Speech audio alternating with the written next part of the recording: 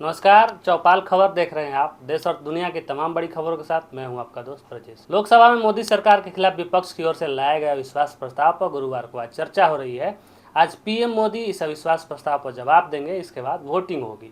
लोकसभा में मोदी सरकार के खिलाफ विपक्ष की ओर से लाए गए अविश्वास प्रस्ताव पर गुरुवार को चर्चा हो रही है। आज पीएम मोदी अविश्वास प्रस्ताव पर जवाब देंगे, इसके बाद वोटिंग होगी। आज पहले निर्मला सीतारमण ने अविश्वास प्रस्ताव पर चर्चा का दबाव दिया।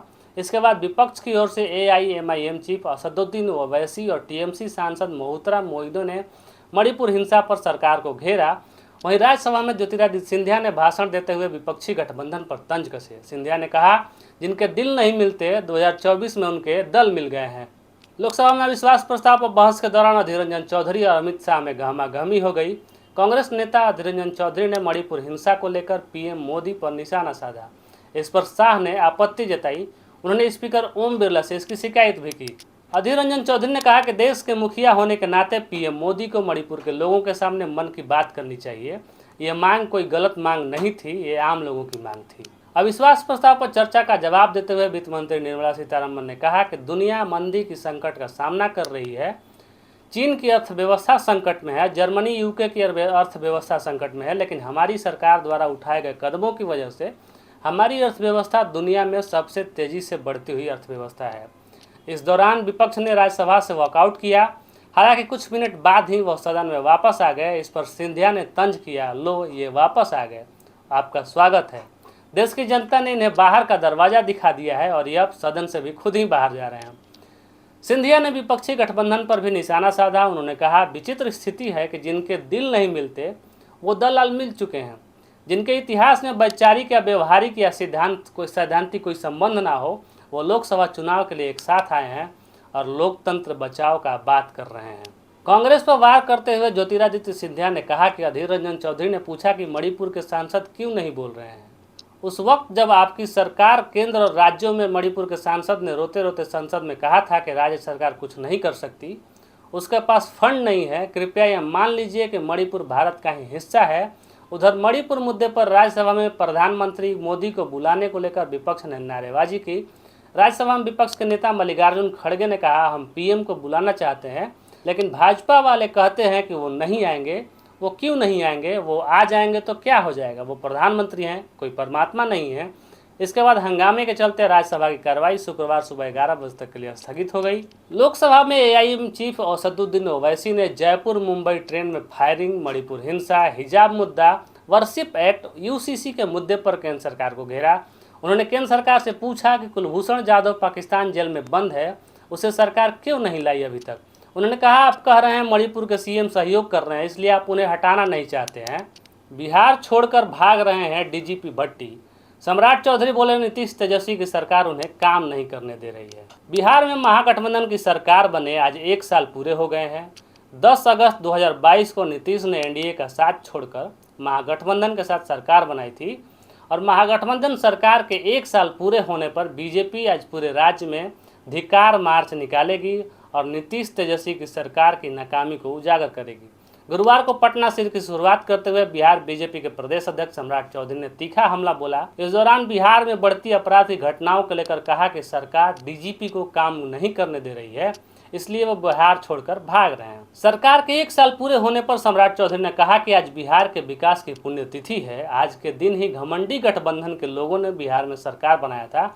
महागठबंधन की सरकार में जब युवाओं ने नौकरी मांगी तब लाठी चलाई गई, जब बिजली मांगा गया तो सरकार ने गोली चलवाई। बढ़ते अपराध पर बोलते हुए उन्होंने कहा कि नीतीश तेजस्वी की सरकार क्राइम कंट्रोल पर बिहार के डीजीपी को काम करने नहीं दे रहे हैं, जिस कारण वे राज्य छोड़कर भाग रहे हैं। सम्राट चौधरी ने कहा कि डीजीपी आरएस भट्टी बिहार छोड़कर भाग रहे हैं। डीजीपी चाहते हैं कि बिहार सरकार कोई काम करने के लिए उन्हें नहीं दे रही है और सुशासन को स्थापित नहीं करने दिया जा रहा है, तो इससे अच्छा है कि वो दिल्ली में ही रहें। उन्होंने कहा कि बिहार में कोई डीजीपी नहीं है, कोई सुशासन नहीं है और कोई व्यवस्था नहीं है, सारी चीज़ों का दोहन किया जा रहा है। बेगूसराय में दलित लड़की को नंगा करके पीटा गया और सरकार ने कोई कार्रवाई नहीं की। आज दलित समाज बिहार में अपने स्वजनों के शवों का क्रियाक्रम भी नहीं कर पा रहा है। तुष्टीकरण के चक्कर में सरकार कोई कार्रवाई नहीं कर रही है। उन्होंने कहा कि आज बिहार के विकास की पुण्यतिथि है। नीतीश कुमार के राज्य में न सुशासन रहा है और न ही विकास हुआ है। करोड़ों की लागत से बना पुल गिर गया पर आज तक एफआईआर दर्ज नहीं हुआ। पूरी तरह केवल घोटाला हो रहा है। हम लोग नीतीश कुमार को सीएम बनाने के लिए जेल गए थे। बिहार के लोगों को नीतीश कुमार ने शराबी बनाया। किसी गांव में बैठकर फोन घुमाने से होम डिलीवरी हो जाएगी। नीतीश कुमार इस घोटाले के दोषी हैं। बिहार की सरकार भी कट और पेस्ट में चल रही है। राज्य में नल जल योजना पूरी तरह से फेल हो गई है। नीतीश कुमार देश के अनोखे मुख्यमंत्री हैं जिसको आज की बात कल याद नहीं रहती और कल की बात आज याद नहीं रहती। अब मात्र 55 मिनट में तय होगा वाराणसी से लखनऊ तक का सफर। सीएम योगी ने किया शुभारंभ। वाराणसी के बाबतपुर स्थित लाल बहादुर शास्त्री अंतर्राष्ट्रीय एयरपोर्ट से लखनऊ की सीधी विमान सेवा गुरुवार से शुरू हो गई है। सीएम योगी आदित्यनाथ ने लखनऊ के चौधरी चरण सिंह एयरपोर्ट पर पहली उड़ान के यात्रियों का स्वागत करने के बाद दोपहर विमान 6E7483 को हरी झंडी दिखाई। पर्यटन मंत्री उसी विमान से लखनऊ से बाबतपुर एयरपोर्ट आएंगे। वह यहां से लखनऊ जाने वाले यात्रियों का स्वागत करेंगे। वाराणसी से लखनऊ की दूरी 55 मिनट में ही तय की जा सकेगी। हालांकि लखनऊ से वाराणसी पहुंचने में 1.10 घंटे ही लगेंगे। लखनऊ एयरपोर्ट पर आयोजित कार्यक्रम को संबोधित करते हुए सीएम योगी ने कहा कि बनारस के जनप्रतिनिधियों, उद्यमियों, व्यापारियों, विद्वत समाज और काशी विश्वनाथ धाम आने वाले श्रद्धालुजन लखनऊ से वाराणसी के लिए सीधे विमान सेवा की मांग कर रहे थे। आगे उन्होंने कहा कि प्रधानमंत्री नरेंद्र मोदी के संसदीय क्षेत्र वाराणसी ने बीते 9 वर्षों में विकास की जिन ऊंचाइयों को छुआ है, उसे देखते हुए वाराणसी से लखनऊ के लिए सीधी हवाई सेवा की जरूरत बताई जा रही थी, जो कि आज से शुरू हो रही है। इसके लिए आप सभी बधाई के पात्र हैं। विमान कंपनी इंडिगो एयरलाइंस की फ्लाइट सप्ताह में 3 दिन मंगलवार, गुरुवार और शनिवार को उड़ान भरेगी। फ्लाइट दोपहर 2:20 पर लखनऊ एयरपोर्ट से उड़ान भरेगी और अपराह्न 3:10 पर वाराणसी एयरपोर्ट पहुंचेगी। यही फ्लाइट 4:05 पर वाराणसी एयरपोर्ट से उड़ान भरेगी और शाम 5 बजे लखनऊ एयरपोर्ट पहुंच जाएगी।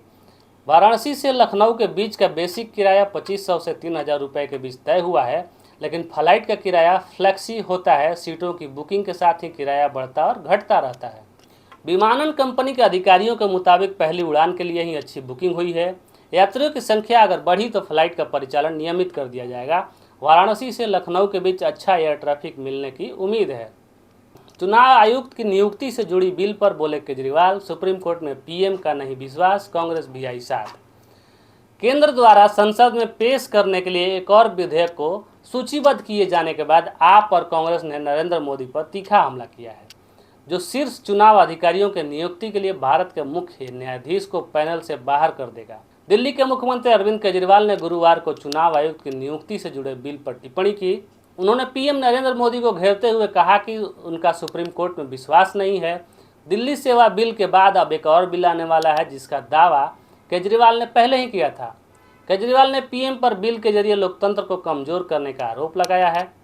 वहीं कांग्रेस ने भी पीएम नरेंद्र मोदी पर निशाना साधा है, जबकि कांग्रेस सांसद केसी वेणुगोपाल ने इस कदम को चुनाव आयोग को पूरी तरह से पीएम के हाथों की कठपुतली बनाने का एक जबरदस्त प्रयास बताया है। मुख्य चुनाव आयुक्त और अन्य चुनाव आयुक्त विधेयक गुरुवार को राज्यसभा में चर्चा और पारित होने के लिए सूचीबद्ध किया गया है। जानकारी के लिए बता दें कि यह घटनाक्रम 2024 के लोकसभा चुनाव से कुछ महीने पहले आया है, जहां एनडीए सरकार लगातार तीसरी बार सत्ता हासिल करने की कोशिश करेगी। वंदे भारत ट्रेन में बिना टिकट यात्रा कर रहा था शख्स, जलाई सिगरेट तो बजने लगा अलार्म। वंदे भारत एक्सप्रेस फिर से खबरों में है। यात्रा की स्पीड बढ़ाने, पथराव या मवेशियों से टक्कर के लिए नहीं, बल्कि एक बिना टिकट यात्री के लिए जो यात्रा के दौरान सिगरेट की तलब को रोक नहीं सका। आंध्र प्रदेश के तिरुपति से सिकंदराबाद आ रही ट्रेन अभी गुड़ूर पार कर चुकी थी और गंतव्य अभी 8 घंटे से अधिक दूर था कि तभी एक यात्री बिना टिकट के ट्रेन में चढ़ गया और उसने खुद को शौचालय में बंद कर लिया। वह बिना टिकट यात्रा करना चाहता था, लेकिन फिर कुछ ऐसा हुआ जिसकी वजह से वह पकड़ा गया। दरअसल फ्लैगशिप ट्रेन में लगे फायर अलार्म से अनजान होकर वह शौचालय में गया और सिगरेट सुलगा ली। तुरंत अलार्म बजने लगे और एक स्वचालित फायर अलार्म बजने लगा, जिससे डब्बे में एयरसोल का छिड़काव हो गया। इससे दहशत फैल गई और यात्रियों ने ट्रेन गार्ड को सचेत करने के लिए डिब्बे में आपातकालीन फोन का इस्तेमाल किया। ट्रेन मनुबुलु स्टेशन के पास रुकी।